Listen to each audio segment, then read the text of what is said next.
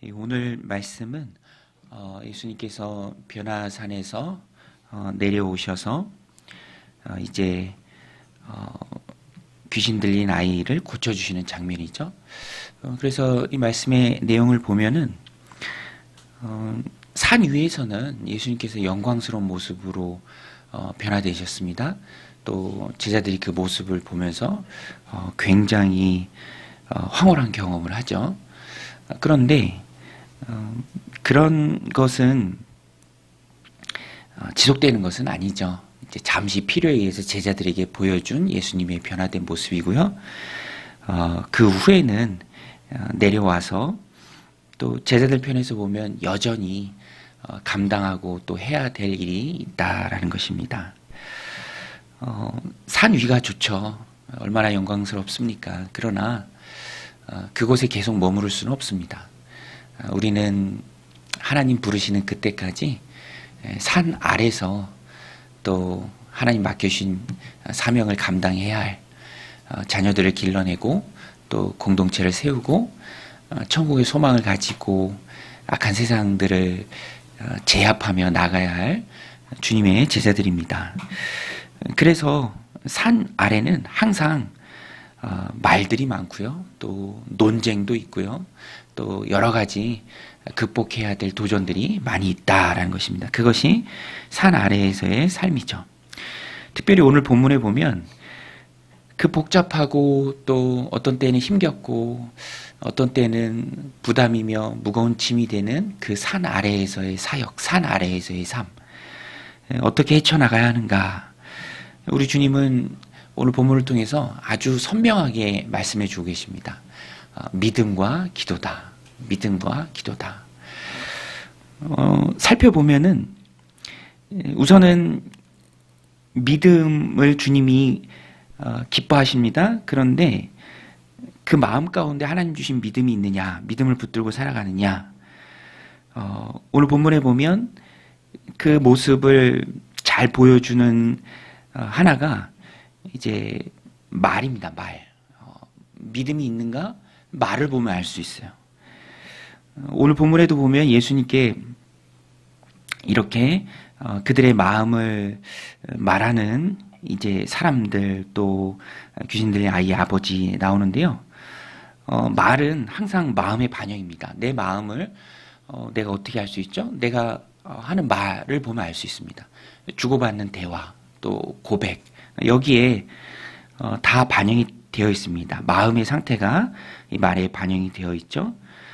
그래서 이렇게 어떤 사람의 마음을 연구할 때도 전문가들은 말하는 것을 이렇게 보죠.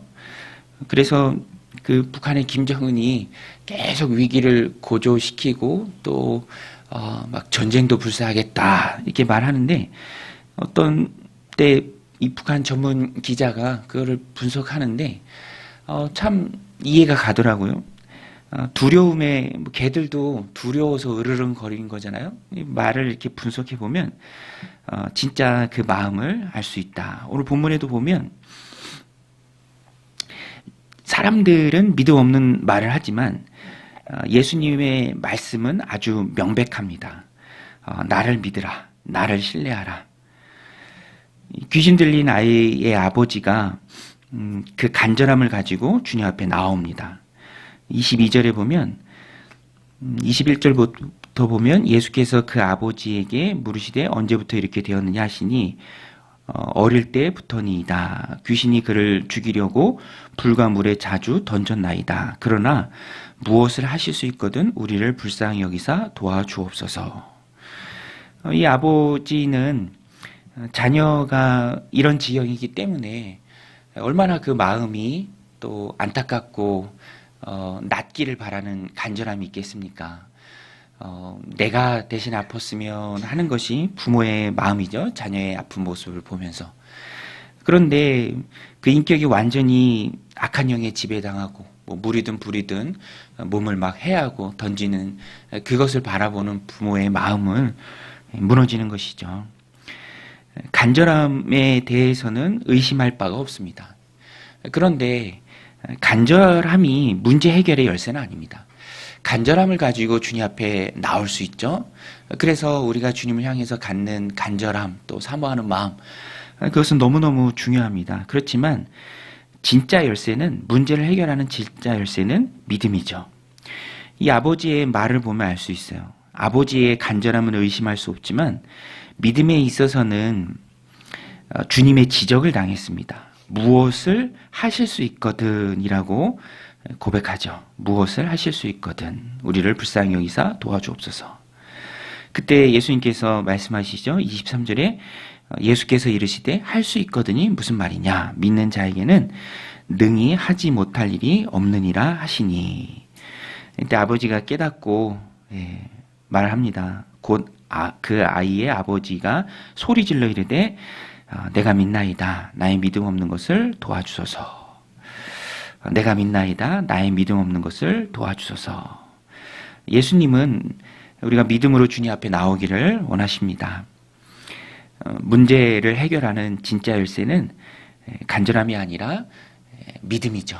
주님은 믿음을 보시고 역사하십니다. 모든 문제를 해결하시는 분은 우리 주님이시고요. 그 주님이 원하시는 것은 믿음을 갖고 주님 앞에 나오는 것입니다. 역사하시는 분은 하나님이시죠. 히브리서 11장 6절에도 믿음이 없이는 하나님을 기쁘시게 할 수 없나니 하나님께 나아가지 않은 자는 반드시 그가 계신 것과 또한 그가 당신을 찾는 자들에게 상 주시는 이심을 믿어야 할지니라. 믿음이 하나님을 기쁘시게 하고요.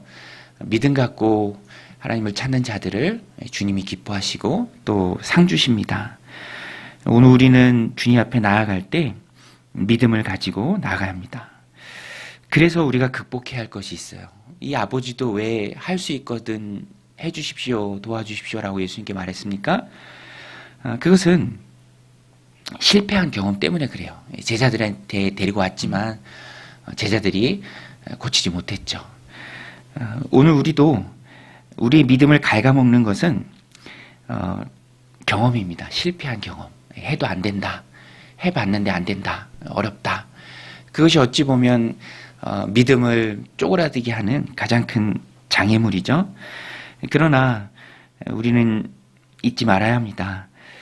그것이 우리의 믿음을 갉아먹지 못하도록 주님 앞에 나아갈 때는 믿는 자에게는 능히 하지 못할 일이 없다. 물론 그 믿음은 나의 어떤 욕심이나 나의 유익을 위해서 구하는 것 이전에 하나님의 뜻이면 반드시 이루어진다라는 그 믿음이죠. 그 믿음을 가지고 주님 앞에 나아가야 합니다. 그래서 여러 번 실패해도 늘 안 되는 것을 경험해도 왜 안 될까?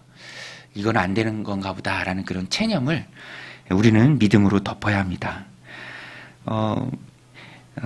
모니카가, 어거스틴의 어머니 모니카가 자꾸만 기도해도 곁길로 나가고 도무지 돌아오지 않는 그 어거스틴을 향한 그 마음 때문에 늘 눈물로 이렇게 흘리고 할 때 주교 암브로시우스를 찾아가서 상담했죠.